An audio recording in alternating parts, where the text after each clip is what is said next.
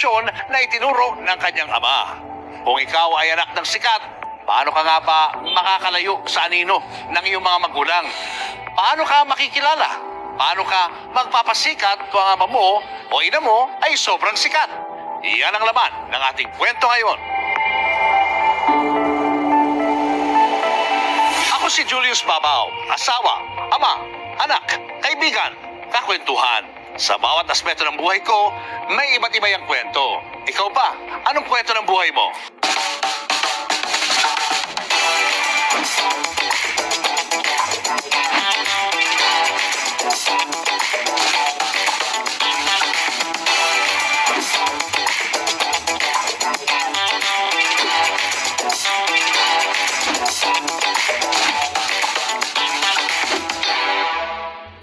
Nung pumunta kami sa Paris, France, ng aking asawang si Tintin, dito namin nakilala si Erica Paredes, ang anak ng sikat na si Jim Paredes ng Apo Hiking Society.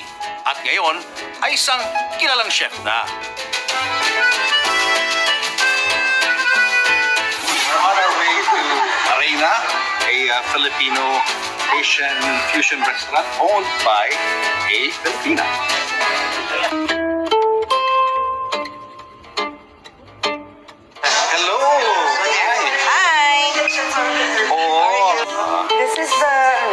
This is the big table. We have for a table of 8 to 10.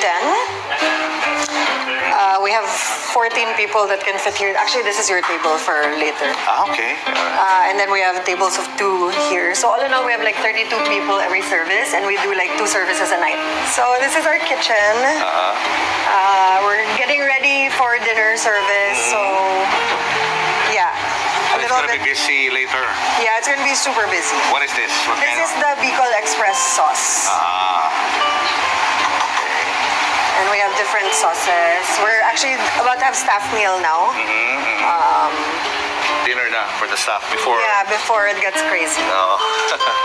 So, yeah. How long have you been living in Paris? I've been living here for 7 years now, almost 7 years now. Yeah. And when did you start, putting up a restaurant? I've been cooking for a while, even in the Philippines, but it was kind of like on the side. It's always been my passion, but I had another job at the time, so I was doing it mostly for friends, like catering friends' dinners and stuff. And then when I decided to quit my old career, I said, okay, I want to start taking this seriously and doing this as a profession. So I came to Paris, and this is where I started cooking professionally. And I went to school, and then I did an internship, and then I worked in French kitchens. I started my own business that was like parang private chef and also a supper club in my apartment. Okay. And I started doing pop-ups around Paris. It was very organic the way we got here, and so my partner and I always wanted to open a restaurant. But then, COVID happened. So many things happened. So we kind of put that on the shelf for a while. And then 2021, I was telling him, I was like, I think it's time. And people were like, you're crazy. We're in the middle of the pandemic. And I was like, you know what? Everything's so cheap now.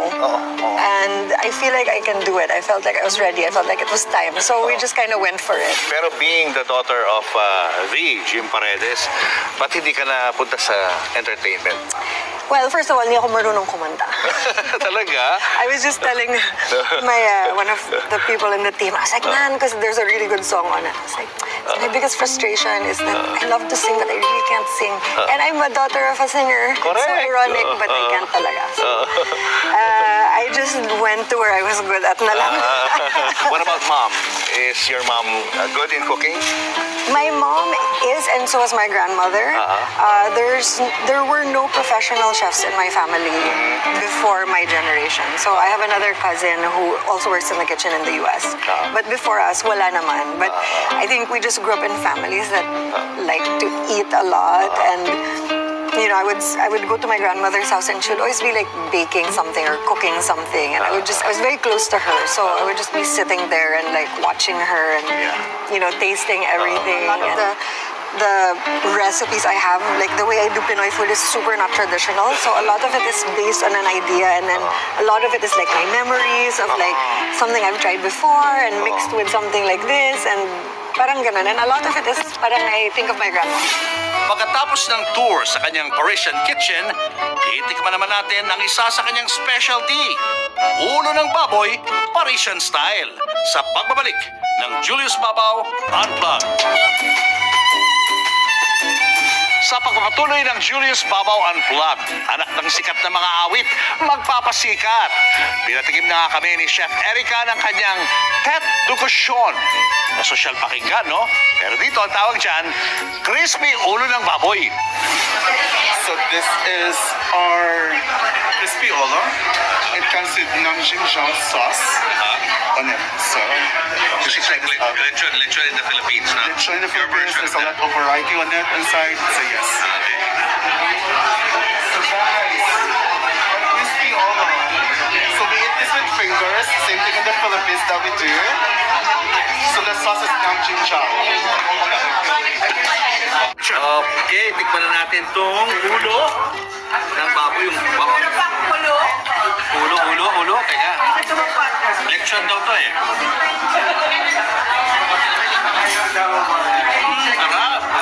Sarap. Malutong. Sarap. Jim ba nakapunta na rito? No.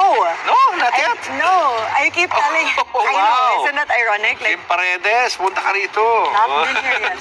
Ano yung memories mo of your childhood? Ano yung favorite Apo song mo? Batang-bata kasi wrote it for me. Oo nga. No? Really? Wow, tell us about that. How? Reaction. What's the story behind that? Come on, tell us. Yan ang maganda. Okay. What's the story? Well, he told me I was about 4 or 5 days old.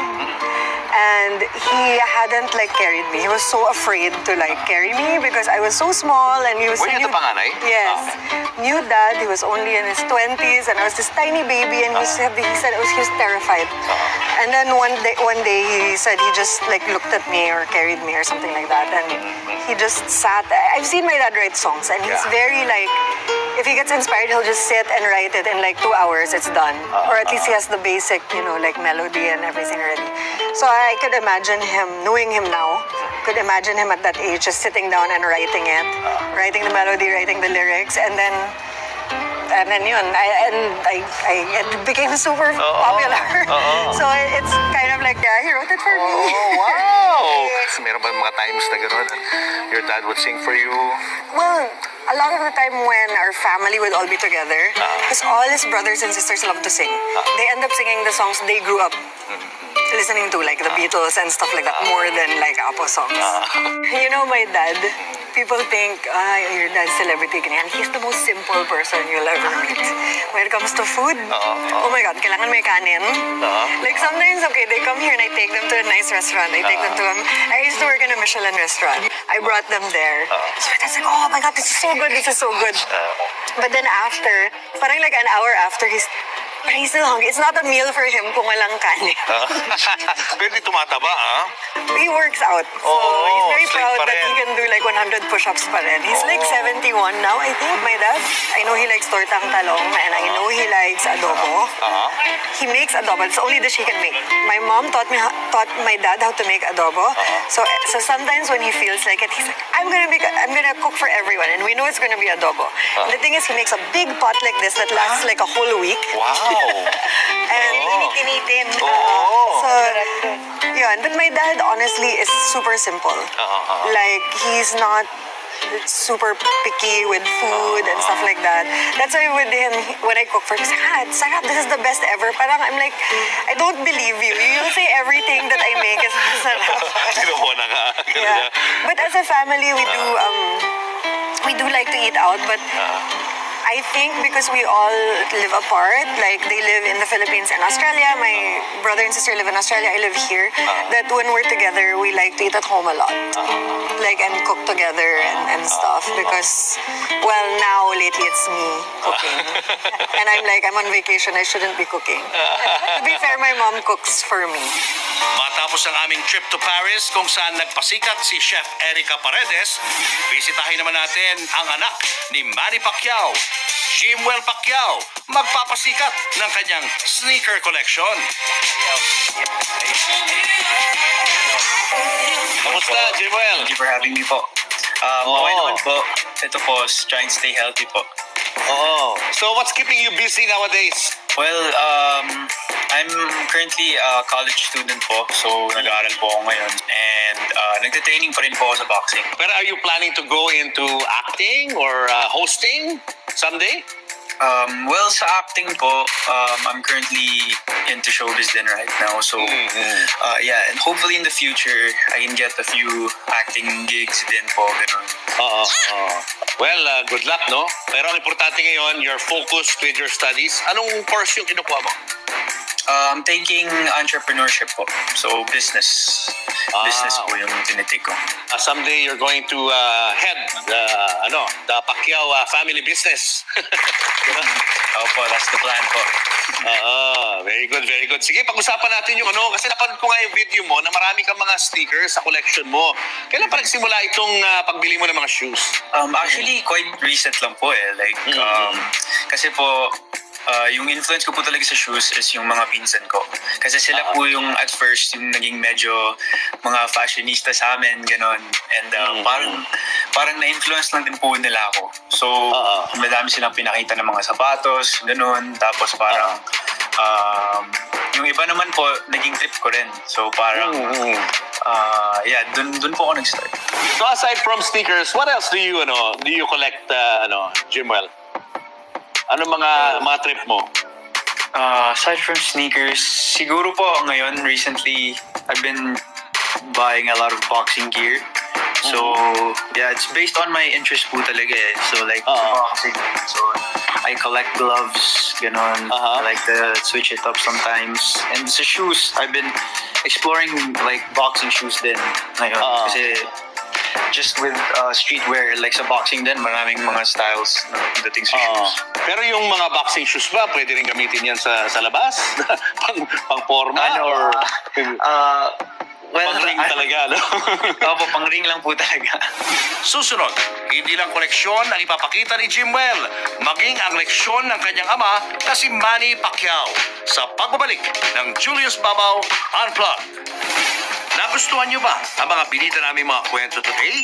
Para sa mas kompletong watching experience, bisitahin niyo ang aming mga YouTube channel, Julius Babaw Unplugged at Christine Babaw's channel. Sa pagpapatuloy ng anak ng sikat, magpapasikat. Anak ni Manny Pacquiao na si Jimwell, sasabak na rin kaya sa professional boxing. Pagdating ba sa sports, Jimwell, like yung pagbaboxing, nakikialam ba yung dad mo sa training mo? Sa training? Well, sometimes binibigyan niya po ako ng tips, ganon. And like nung early days of lockdown, ganon, dito lang kami sa bahay.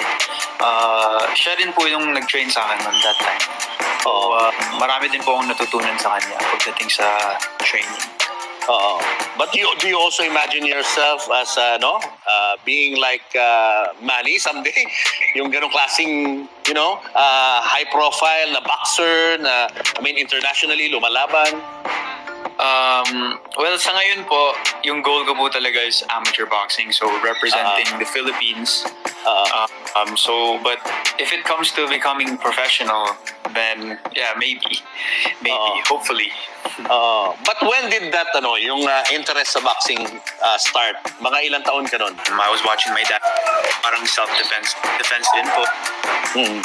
Never know what happens outside.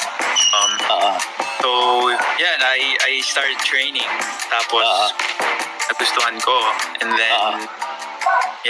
then, bigla lang nag-mind ko, what if I try amateur boxing? Kasi, may head man po and thicker gloves, yung professional. So, yun. But when you're on the ring, pag lumalaban ka na, anong feeling? How would you describe yung feeling pag, tinatamaan ka ng suntok? Anong pakiramdam mo ron? I think po no one likes to get hit. Yeah, hindi po masarap sa pakiramdam na nasusuntok. But through training, through practice, like nasasanay rin po ako, ganun. Medyo natagalan din po ako kasi sobrang hirap po talaga ng boxing, especially if you're competing. Yeah. Oo. Saka yung mga laban ni Manny, I'm sure napanood mo rin, do you ever talk about that? Yung mga greatest moments niya sa boxing? Yeah, actually po, like quite a few times. like minsan dinidescribe niya yung mga tough fights niya, the opponents, yung parang malakas sumuntok, ganun. And there was a time, di ba, na knock out siya yung sa laban niya kay Marquez. Watching that one on pay-per-view, usually pag di kami nakakasama kasi may pasok po ako, ganun. So, we watch it on pay-per-view and yeah, that was actually every time when that happened. Oo. How would you describe yung pakiramdam nung nakita mo siyang ganun? Actually, I was very, very scared. And the way he was out, it looked very, very scary. And say, my dad lost. Pero yeah, I know my dad naman, and he would bounce back, and he did naman po. Yes, of course, no? And he keeps on bringing us honor. How do you feel about that, Jimel, na ang daddy mo ay isang icon ng kasaysayan natin? I feel blessed having him as a dad. Even though he has that to his name, parang he's still humble pa rin. He teaches us to be humble, and parang it gives us, me and my siblings, like a good role model to follow. So very, very thankful naman. Siyempre, being the son of Manny and Jinky, na alam naman nila na siyempre pag lumalaban si Manny, malaki yung kinikita niya sa boxing. But of course, he also shares, no? Alam natin yon. Ikaw ba, paano kayo pinalaki ni Manny at ni Jinky when it comes to money? Gaano kahalaga ang pera para sa inyo? They taught us to value it pa rin. Kasi in a sense, it's still important pa rin po. Pero hindi lang po kami magpadala sa pera. Kasi sometimes it tends to control people in a way. So parang she just told us na parang, be careful, ganun, and like money is not really everything. But how do you see yourself, Jimwell, like years from now? Ano nakikita mo sa sarili mo? Saan field ka sa tingin mo papunta? Siguro po, I want to be successful po talaga sa business side. Kasi it's a good like base. Kasi let's say di ako masyadong successful sa boxing or sa showbiz, then I'll business side to fall back. So yeah, I'll be settled pa rin po. What kind of business are you thinking? Actually, marami po eh. I'm thinking about the fitness side. I want to have a business like gyms and like programs or mga ganon. I have a lot in mind. And yeah, siguro po ganon. Mostly kasi I'm an athlete din, so like siguro also mostly on the sports side. Ano yung advice na may bibigay mo sa mga kabataan ngayon? Siguro po always stay positive kasi there's always a good in everything, and yeah, just pray all the time, and know your priorities right now. Yeah, just make sure you focus on that also. Anak man sila ng mga sikat sa kanilang tinatahak na landas, meron na rin silang may pagmamalaking pangalan at sila man ay maaari nang magpasikat at sumikat. Kaya sa mga anak, sa inyong paglipad mula sa pugad ng inyong mga magulang, baunin nyo ang kanilang pangaral at inspirasyon. Pero sa pagtahak ng inyong sariling daan, naway makagawa rin kayo ng inyong mga sariling pangalan at karangalan. Muli, ako si Julius Babaw na nagsasabing ang buhay parang social media. May mga bahaging ka-like, may mga kabaratang gusto mong i-share, may mga yugtong patuloy mong pina-follow. At yan ang kwentong ating sisilipin, susundan at babalikan dito sa Julius Babaw Unplugged. Please don't take my puy away. Ever since nung 34 years ago, ganyan ang tawagan nyo sa isa't isa? Tatawag niya sa akin Nunoy. Tapos sa kanya, Pupoy. Nunoy, Pupoy. Mga cute terms, no? Oo. Kung sino ang mahal ng anak ko, mahal ko na rin. At saka, abay si Guy, hindi mahirap pakisamahan si Guy. Talaga. Napaka-generous na tao. Alam niya ito eh. Ito? Oo, si alam niya Bunso. ito. Si Baby JJ. Oo. Napupunta yan dito. Pag-birthday niya, binyag. But I was a friend too. I mean, from the time I met her in 1976 and through the years, we became very good friends. We would always talk about any other matter, di ba? Basta, puro nga kalokohan. Marami siyang sinabi, may regrets. Yung una nga, yung support sa kanya for funding. Kasi ito nilapit niya to sa FDCP. Tsaka NCC or CCP yata eh. Kaya nga siya nagpapagaling, kaya siya nagpa-confine. Di bali, Sister Mary, magagawa ko lahat yan. Kaya nga ako nagpa-confine, nagpa-operation. Para pagbalik ko, malakas na ako. Naka-attend ka ba sa libing ni Ate Guy? Opo. Pumunta ako doon. Kaso lang, parang feeling ko, hindi ako welcome eh. And you walk into a room and people are looking at you. It's like, what's she doing here?